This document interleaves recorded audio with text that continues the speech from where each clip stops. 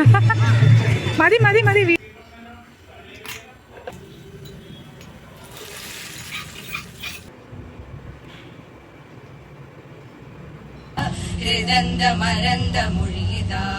മൃദുപദം സ്വരഭരം.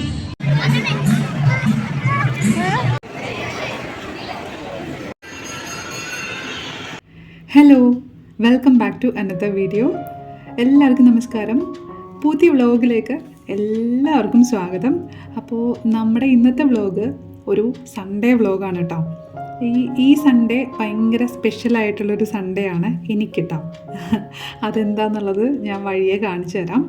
അപ്പോൾ ഇന്ന് രാവിലത്തെ കുറച്ച് പരിപാടികൾ ആണ് നമ്മുടെ വീഡിയോയിൽ ആദ്യം കാണാം. കുക്കിംഗ് ആണ് കേട്ടോ. ആദ്യം നമുക്ക് ബ്രേക്ക്ഫാസ്റ്റൊക്കെ ഉണ്ടാക്കാം. ഇന്ന് ഒരു സ്പെഷ്യൽ ബ്രേക്ക്ഫാസ്റ്റാണ്. പിന്നെ ഞാൻ കഴിഞ്ഞ വ്ളോഗിലൊരു കാര്യം പറയാൻ മറന്നുപോയി കേട്ടോ. അത് നമ്മുടെ നെക്സ്റ്റ് വ്ളോഗ്, അതായത് ഈ വ്ളോഗ് കഴിഞ്ഞ വ്ളോഗിൻ്റെ കണ്ടിന്യൂവേഷനായിട്ടാണ് ഞാൻ ഉദ്ദേശിച്ചത്. പക്ഷേ അതൊന്നും പറയാൻ മറന്നുപോയി കേട്ടോ.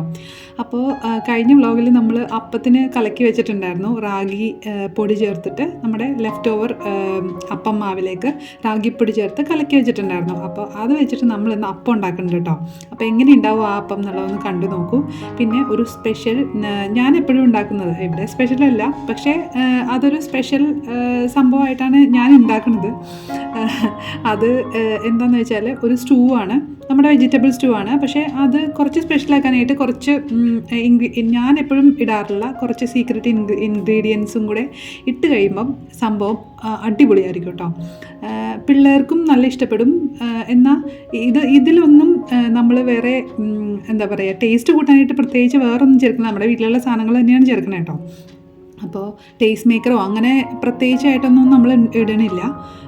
അപ്പോൾ ഈസി ആയിട്ട് ഉണ്ടാക്കാനും പറ്റും. അപ്പോൾ നമുക്ക് സാധാരണ ദിവസങ്ങളിൽ നമ്മൾ അപ്പത്തിനോ അല്ലെങ്കിൽ ചപ്പാത്തിക്കോ ഒക്കെ സ്റ്റൂ ഉണ്ടാക്കുമല്ലോ. ഇടിയപ്പത്തിന് കഴിക്കാം, ഈവൻ പുട്ടിൻ്റെ കൂടെ കഴിക്കാം കേട്ടോ. അങ്ങനെ എല്ലാത്തിൻ്റെയും കൂടെ പോകുന്ന ഒരു സ്റ്റൂ ആണ്. അപ്പോൾ നമ്മൾ മലയാളികൾക്ക് സ്റ്റൂ, ഇപ്പോൾ വെജ് ആണെങ്കിലും നോൺ വെജ് ആണെങ്കിലും സ്റ്റൂ എന്ന് പറഞ്ഞു കഴിഞ്ഞാൽ ഒരു പ്രത്യേക ഇഷ്ടം തന്നെയാണ്. അപ്പോൾ ഇത് മസാലയൊക്കെ ചേർത്തിട്ടുള്ള സ്റ്റൂ ആണ്, ഇഷ്ടമല്ല കേട്ടോ. ഇഷ്ടു എന്നൊക്കെ പറഞ്ഞിട്ട് നമ്മൾ ഒന്നും മസാല ഒന്നും ചേർക്കാതെ ചുമ്മാ പൊട്ടറ്റോ വെച്ചുണ്ടാക്കില്ലേ, ആ സ്റ്റൂ അല്ല ഇത് നമ്മൾ സാറിന് ഉണ്ടാക്കുന്ന ആ മസാല ഇട്ടിട്ടുള്ള സ്റ്റൂ ആണ് കേട്ടോ.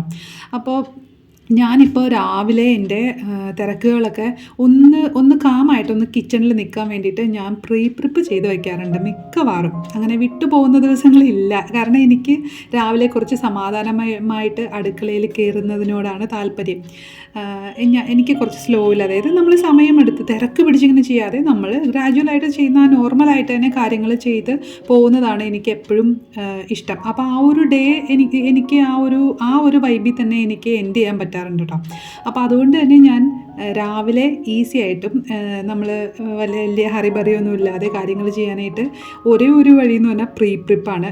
രാവിലെ എഴുന്നേൽക്കുമ്പോൾ തന്നെ എനിക്ക് കുക്കിംഗ് ആയിരിക്കുള്ളൂ മെയിൻ പരിപാടികൾ. അപ്പോൾ ബ്രേക്ക്ഫാസ്റ്റ് പിന്നെ ലഞ്ച് ഒക്കെ അങ്ങനെ അതിൻ്റെ കാര്യങ്ങളൊക്കെ റെഡിയാക്കി വെച്ച് കഴിഞ്ഞാൽ വല്ലാത്തൊരു സമാധാനമാണ് കിടക്കുമ്പോൾ തന്നെ. പിന്നെ നമ്മൾ പാത്രമൊക്കെ ക്ലീൻ ചെയ്ത് കഴുകി വെച്ച് അടുക്കളയൊക്കെ ക്ലീൻ ആക്കിയിട്ട് കിടക്കുവാണെങ്കിൽ രാവിലെ വന്നു കഴിഞ്ഞാൽ നമുക്ക് വലിയ ബുദ്ധിമുട്ടുകളൊന്നും ഉണ്ടാവില്ല. വരുമ്പോൾ തന്നെ നമുക്കൊരു ശാന്തത തോന്നും. അടുക്കള ഇങ്ങനെ ക്ലീനായിട്ട് കിടക്കുന്നത് കണ്ടിങ്ങടെ അടുക്കളയിലേക്ക് കയറി വരുമ്പോൾ തന്നെ ഒരു പ്രത്യേക മനസ്സമാധാനം നമുക്ക് കിട്ടാറുണ്ട്. അപ്പം എൻ്റെ ഈ റൂട്ടീനൊക്കെ പൊളിഞ്ഞൊരു സമയം ഉണ്ടായിരുന്നു കഴിഞ്ഞ വർഷം. അതിനെക്കുറിച്ചിട്ട് ഞാൻ നെക്സ്റ്റ് ഏതെങ്കിലും ഒരു വീഡിയോയിൽ പറയാം കേട്ടോ. കാരണം ചില സാഹചര്യങ്ങൾ നമ്മളുടെ ചിന്തകളും നമ്മുടെ രീതികളും ഒക്കെ കൊണ്ടുപോകാനായിട്ട് നമുക്ക് തടസ്സം വരാറുണ്ട്. ആ സമയം നമ്മൾ വളരെ ബോൾഡായിട്ട് തന്നെ അതിജീവിച്ച് മുന്നോട്ട് വരണം. അപ്പോൾ അങ്ങനത്തെ സാഹചര്യങ്ങൾ എന്തായാലും നമ്മൾ ടെൻഷനൊന്നും വേണ്ട. അതൊക്കെ സമയം ഇതെല്ലാം മാറി നല്ലൊരു റൂട്ടീനിലേക്കൊക്കെ തിരിച്ചു വരാനായിട്ട് നമുക്ക് സാധിക്കും. അപ്പോൾ റൂട്ടീനൊക്കെ തെറ്റിക്കിടക്കുന്ന എന്തെങ്കിലും കാരണവശാലും നമുക്കതൊന്നും ഫോളോ ചെയ്യാൻ പറ്റുന്നില്ല എന്ന് കരുതിയിട്ട് ആരും വിഷമിക്കണ്ട കേട്ടോ. അപ്പോൾ നമുക്കിതൊക്കെ ഗ്രാജുവലി റെഡിയാക്കി എടുക്കാവുന്നതേ ഉള്ളൂ, എന്ത് കാരണം കൊണ്ടാണെങ്കിലും.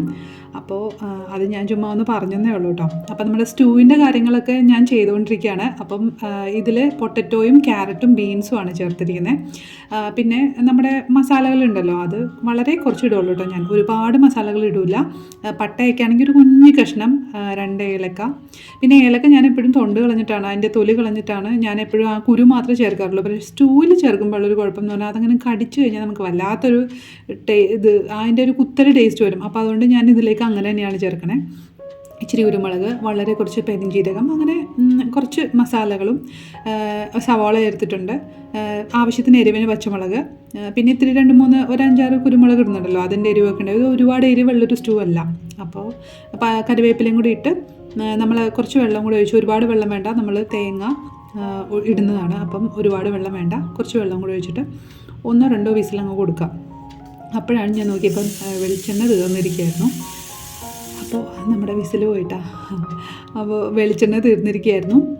അങ്ങനെ വെളിച്ചെണ്ണ റീഫിൽ ചെയ്ത് വയ്ക്കുകയാണ്. അപ്പം ഞാൻ ഈ 2 പദത്തിലായിട്ടാണ് വെളിച്ചെണ്ണ എപ്പോഴും വയ്ക്കുക.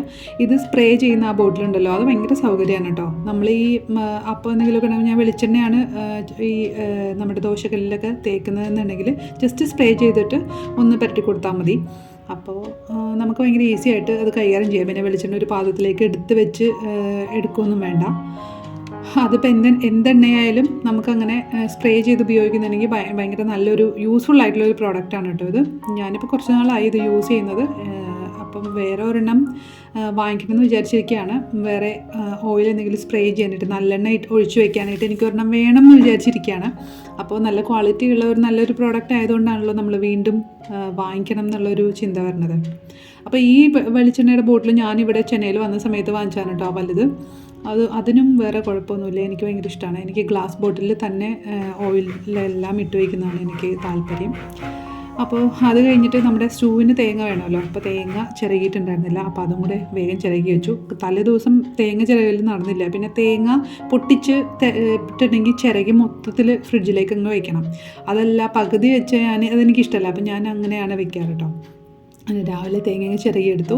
അതിലേക്ക് 6 അണ്ടിപ്പരിപ്പ്, കാഷ്യൂനട്ടും കൂടെ ചേർത്ത് നന്നായിട്ട് പേസ്റ്റ് പോലെ അരച്ചെടുക്കണം കേട്ടോ. മിക്സി അടിപൊളിയായിരിക്കണം. അപ്പോൾ പേസ്റ്റ് പോലെ അങ്ങോട്ട് അരച്ചെടുത്തിട്ട് ഞാൻ ഈ സ്റ്റൂവിൻ്റെ ഉരുളക്കിഴങ്ങ് കഷ്ണങ്ങളൊക്കെ പയ്യെ ഒന്ന് ഉടച്ചു കൊടുത്തിട്ടുണ്ട്. എന്നിട്ട് നമ്മുടെ അരപ്പ്, അതായത് പാലല്ല ഞാൻ ഒഴിക്കുന്നത്, തേങ്ങ തന്നെ അരച്ചാണ്. പക്ഷേ അരച്ചതാണെന്നൊന്നും ആർക്കും തോന്നില്ല കേട്ടോ, അതുപോലെ അരഞ്ഞിട്ടുണ്ടാവും. ഇത് ഞാൻ ഉപയോഗിക്കുന്ന മിക്സി പാനസോണിക്കിൻ്റെ മിക്സിയാണ് കേട്ടോ. ഇതിൽ നല്ല തേങ്ങ പാല് പോലെ അരഞ്ഞു കിട്ടും. അപ്പോൾ അതുകൊണ്ട് എനിക്ക് ഇങ്ങനത്തെ സ്റ്റൂവൊക്കെ ഉണ്ടാക്കുമ്പോഴും കുറച്ച് തേങ്ങ മതി. അല്ലെങ്കിൽ മിക്കവാറും ഞാൻ പാല് പിഴിഞ്ഞിട്ടുള്ള കറികൾ വളരെ കുറവാണ്. കാരണം ഒരു ഇച്ചിരി തേങ്ങ ഉണ്ടെങ്കിൽ എനിക്ക് പാല് പോലെ തന്നെ അത് അരഞ്ഞു കിട്ടും. നല്ല മിക്സി ആയിരിക്കണമെന്നേ ഉള്ളൂ.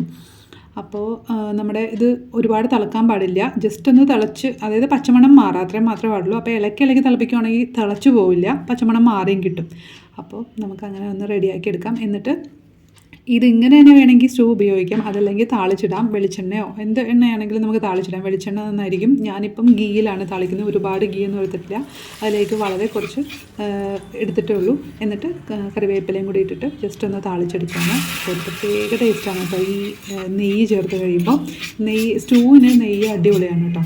അപ്പോൾ നെയ്യ്, പരിപ്പ് കറിയൊക്കെ വെക്കുമ്പോൾ ഇതുപോലെ ഒരിച്ചിരി നെയ്യിലങ്ങ് താളിക്കുകയാണെങ്കിൽ കിടുക്കനാണ്. അപ്പോൾ കടുക് പൊട്ടിക്കില്ലല്ലോ സ്റ്റൂവിൽ, അപ്പോൾ അതുകൊണ്ട് ഞാൻ കടുക് പൊട്ടിച്ചിട്ടില്ല കേട്ടോ. അപ്പോൾ നല്ല അടിപൊളിയായിട്ടുള്ള സ്റ്റൂവാണ്. അപ്പോൾ നമുക്കിനി അപ്പം ഉണ്ടാക്കാം. അപ്പോൾ നമ്മൾ ഇന്നലെ കലക്കി വെച്ച മാവാണ് കേട്ടോ. ഞാനിത് ഈസ്റ്റ് ഇടാത്തത് കൊണ്ട് ഞാനിത് പുറത്ത് വയ്ക്കണം. ഇന്നലെ രാത്രി ഇത് പുറത്ത് തന്നെ വെക്കണം. ഈസ്റ്റ് ഇട്ട മാവിലേക്കാണ് നമ്മൾ ഈ പൊടി റാഗിപ്പൊടി ചേർക്കുന്നതെന്നുണ്ടെങ്കിൽ ഇതിൽ പുളി കൂടിപ്പോവും പുറത്ത് വെച്ചാൽ. അപ്പോൾ ഫ്രിഡ്ജിൽ തന്നെ വെച്ചാൽ മതി. രാവിലെ നമ്മൾ എഴുന്നേൽക്കുമ്പോഴേക്കും എടുത്ത് പുറത്ത് വെച്ച് തണുപ്പൊന്ന് മാറി വരുമ്പോഴേക്കും സംഭവം റെഡി ആയി നിൽക്കും കേട്ടോ. അപ്പോൾ ലെഫ്റ്റ് ഓവർ മാവ് വളരെ കുറവാണ്. പിറ്റേ ദിവസത്തേക്ക് എല്ലാവർക്കും തികയില്ല എന്നുണ്ടെങ്കിൽ റാഗിപ്പൊടി ഉണ്ടെങ്കിൽ കുറച്ച് റാഗിപ്പൊടിയോ, ഇനി റാഗി ഇല്ലെങ്കിൽ അരിപ്പൊടി ആണെങ്കിലും ചേർത്ത് മിക്സ് ചെയ്ത് കുറച്ച് പഞ്ചസാരയൊക്കെ കൂടെ ചേർത്ത് മിക്സ് ചെയ്ത് വെച്ച് കഴിഞ്ഞാൽ നമുക്ക് നല്ല അപ്പം തന്നെ ഉണ്ടാക്കിയെടുക്കാം കേട്ടോ. അപ്പോൾ അതാ റാഗിയുടെ കളറാണ് കാണുന്നത്. അപ്പം വെള്ള അപ്പത്തിനേക്കാളും ഭംഗിയാണ് ഈ വൈറ്റ് സ്റ്റൂ അതിൻ്റെ സൈഡിൽ ഇങ്ങനെ ഒഴിക്കുമ്പോൾ കേട്ടോ. നല്ല ടേസ്റ്റുമാണ് അപ്പത്തിന്. റാഗി എല്ലാവർക്കും ഒന്നും ഇഷ്ടപ്പെടില്ല, ചിലപ്പോൾ ഒരു കുത്തലൊക്കെ ഉണ്ടെന്ന് പറഞ്ഞ് കഴിക്കില്ല. പക്ഷേ കുട്ടികളാണെങ്കിൽ അറിയാണ്ട് കഴിച്ചോളും. കളറ് കാണുമ്പോഴാണ് അവർ മനസ്സിലാക്കുക ഇത് വേറെ എന്തോ സംഭവമാണെന്നുള്ളത്. അപ്പോൾ ഇതാ നമ്മുടെ സ്റ്റൂ അപ്പം കൂടെ കഴിക്കാൻ പോവാണ്. അപ്പോൾ ഞാൻ പറഞ്ഞില്ലേ ഇന്ന് സൺഡേ ആണെന്ന്. അപ്പോൾ സൺഡേ ഞങ്ങൾക്കൊരു സ്പെഷ്യൽ പരിപാടിയുണ്ട്.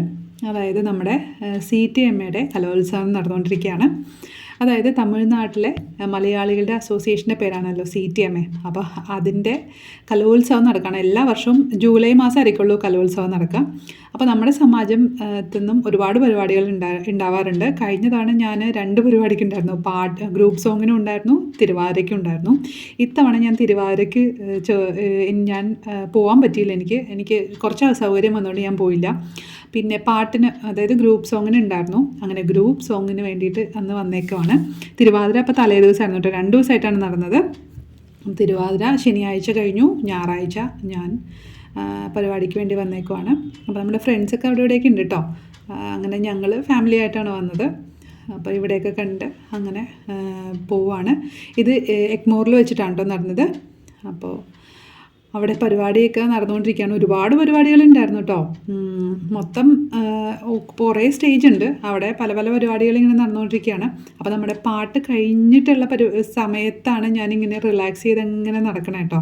അപ്പോൾ ഞങ്ങളുടെ പാട്ട് കഴിഞ്ഞിട്ടാണ് ഈ വീഡിയോ ഞാൻ എടുത്തത്. ഞാൻ നമ്മുടെ പാട്ട് എങ്ങനെയായിരുന്നു എന്നുള്ളത് ജസ്റ്റ് ഞാനൊന്ന് വളരെ കുറച്ച് ഭാഗം മാത്രം ഞാനൊന്ന് പ്ലേ ചെയ്യാം കേട്ടോ. ഈ ഒരു ഇത് കഴിഞ്ഞിട്ട് ഇത് ഗ്രൂപ്പ് ഡാൻസ് നടന്നുകൊണ്ടിരിക്കുകയായിരുന്നു. നല്ല രസമായിരുന്നു കേട്ടോ കാണാനായിട്ട്. എനിക്ക് ഭയങ്കര ഇഷ്ടപ്പെട്ടായിരുന്നു. ഞങ്ങൾ കുറച്ച് നേരം അതും കണ്ടുകൊണ്ടിരുന്നിട്ടാണ് പിന്നെ ഞങ്ങൾ, അതായത് പോകാമെന്ന് വിചാരിച്ചിരുന്നപ്പോഴാണ് ഈ ഗ്രൂപ്പ് ഡാൻസ് കാണുന്നത്. അപ്പോൾ നമ്മൾ കണ്ടുകൊണ്ടിരിക്കുമ്പോൾ നമുക്കത് നിർത്തി പോകാൻ തോന്നുന്നുണ്ടായിരുന്നില്ല. അങ്ങനെ 1, 2, 3 ഡാൻസ് കഴിഞ്ഞപ്പോഴാണ് ഞങ്ങൾ പോയത് കേട്ടോ.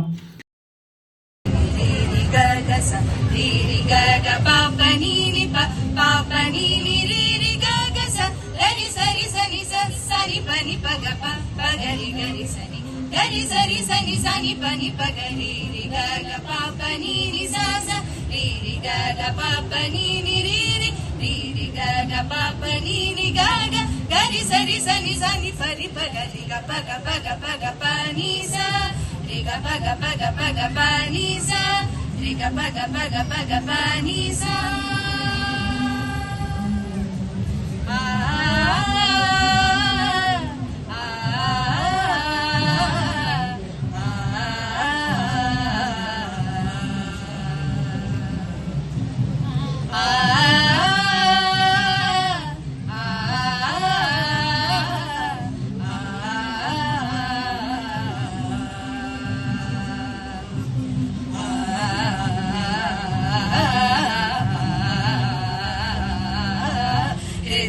മരന്ത മൊഴിത മൃദുപദം സ്വരഭരം മനമതിൽ കുളിർത്താല വൃന്ദമൊരുക്കും കാലം